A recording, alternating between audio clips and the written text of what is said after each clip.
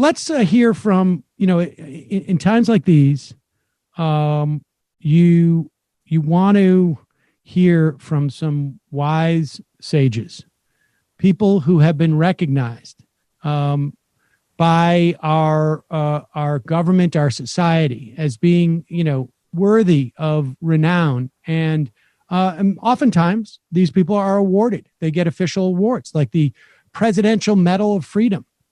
And here is Rush Limbaugh not talking about, although I'm sure he's had plenty to say about the rioting and how, black people are ungrateful for being brought to this country, et cetera, et cetera. But here he is talking about Donald Trump attacking things like vote by mail and this and that, and how brilliant our president is for fanning the flames of conspiracies, literally.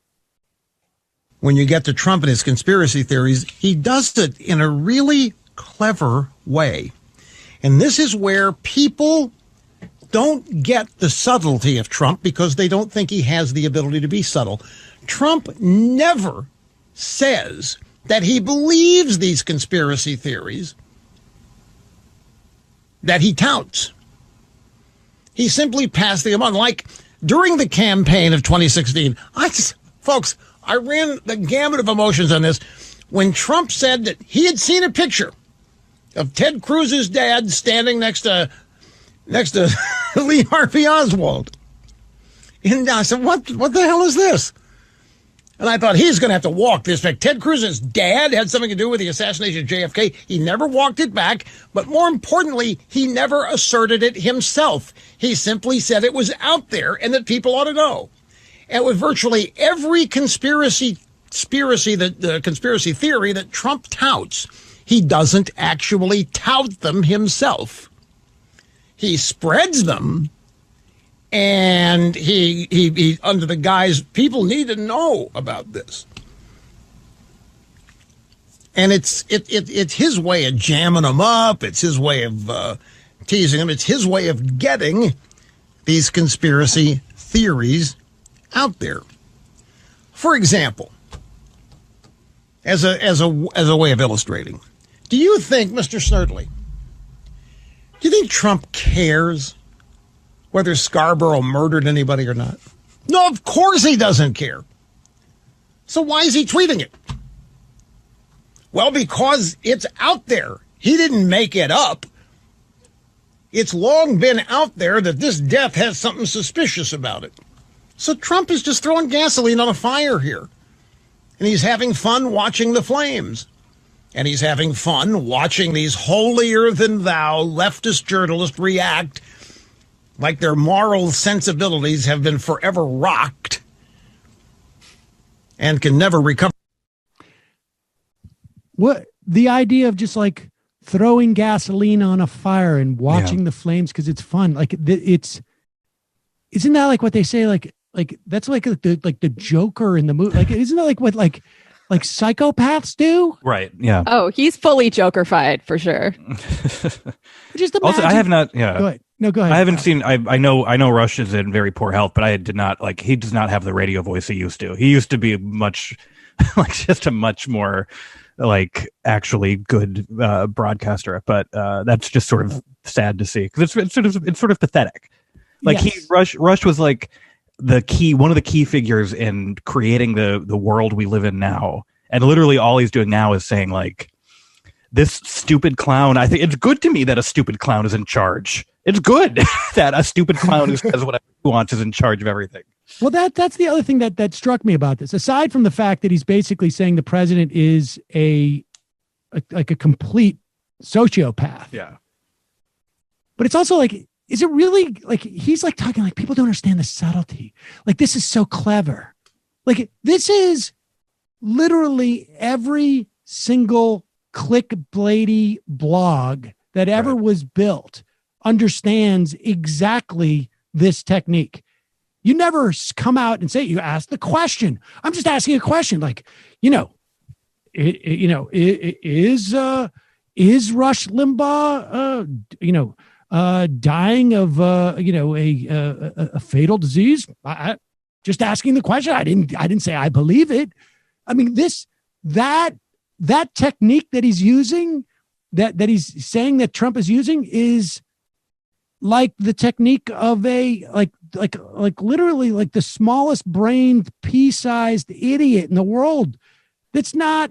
He's talking about this as like some like a grand character. I feel like this happens to some degree, like and liberal diagnoses of Trump too, to some degree, give him too much credit as like a master manipulator, when it really is just that it's literally his magic power is just shamelessness.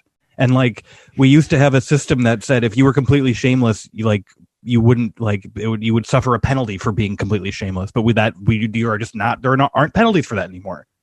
So it's just savvy to be shameless. But it's literally, it's not brilliant to just be irresponsible and shameless. It's fairly easy. I mean, I guess we could disaggregate, right, being brilliant from just being good at politics relative to the Democrats, which is a pretty low bar. Like, he is politically effective. Like, he's president. That's bad. I just don't think it takes particular sophistication or intelligence to be politically effective. No. I mean, it's a very Exactly. low bar for sure. Exactly. Like, the problem isn't whether or not he believes these things. Like, I don't care if he believes them. He's spreading them. That's the important part. Right. I mean, the idea that like I can go out there and scapegoat a specific segment of the population, and like I didn't say that all Mexican were rapists. I mean, are you trying to argue that there's no rapists in Mexico? I mean, that would be absurd. Like, he's not politically adept because his agenda is so basic and narrow that he doesn't need to be politically adept to have success. I mean, all you need, I don't know, is, we've seen, countless numbers of people who've been able to achieve, celebrity and fame off of nothing. And it doesn't, it may be effective, but it doesn't necessarily mean that it's like any type of like quality that people don't understand how sophisticated he is and subtle. No, it's just that he's selling garbage and it's cheap. And so people buy it. Right. Yeah, I mean, I think we could square the circle by saying that politics are very dumb in this country. So being adept at them doesn't really mean that you're smart. Well, the fact is, the Democratic fetishization of smartness in the way that they're always like, it makes them mad that these dumb people keep winning, because they're like, can't you see we're the smart ones? But like, all right, maybe try doing other political things beyond just saying like, we're the smart ones. Right. Well, there's two skill sets that you need to both be good at politics and provide sort of outcomes that are not as easily digestible. Yeah. That's where, that's what sophistication and subtlety you deploy it in service of that. It's not, you're not effective at politics just because you're going out there and you're demagoguing. It just means that you're good at demagoguery. And right. And you can say, well, with Trump, it's almost like you can't really point to an agenda like that. If his project involved implementing an agenda, you could not say he was an effective politician because he doesn't have the skills to do just about anything. But he also I don't know, like what beyond the corrupting of the law enforcement apparatus, there's not really much there. There's a difference between starting a forest fire or using fire to deploy it to prevent the expansion of a fire. One involves skill. The other is just like all you got to do is light a match and pour some gasoline on something, and that's it. And it is sort of like, I guess, I don't know. I guess Limbaugh's, winding things down. One would expect, and maybe sometimes hope, feels like he's got to still pay homage to the guy who has canonized him as a legit figure. Like, I mean, I want to know if we need legislation to expunge that metal. Right? Like, do we really want that to like exist in the annals of history? I mean, I would rather it be put in a time capsule so historians can come back and look at this era as to like, oh, this is when.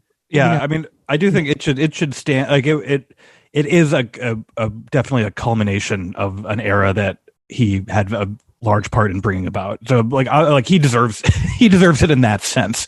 Yeah, he earned it. Which of these, Brendan? Which of these Trump ones should we play? This whole 11 is a bit of levity. I mean, they're all a bit of levity. I would say. Take your pick. Dealer's pick. I mean, Rush Limbaugh has just told us that Donald Trump just loves to spread conspiracy theories, but he does it so cleverly that he's never the one actually saying that he believes it. He's just spreading them. I still can't get over what I don't get it. What is that? Like, if he was spreading it, then what? He would pay some type of price in our like. Is that what the voters saying? Like, he didn't say that Ted Cruz's dad killed Kennedy. He just said other people are saying it. I mean, right? He didn't. It's not that he believes ridiculous things. It's just that he thinks it's advantageous to get other people to believe ridiculous things. This is actually, I mean, it's interesting. It's the right-wing formula, right? This is the Dave Rubin school of thought. Like, it's just ideas. I'm just putting out ideas.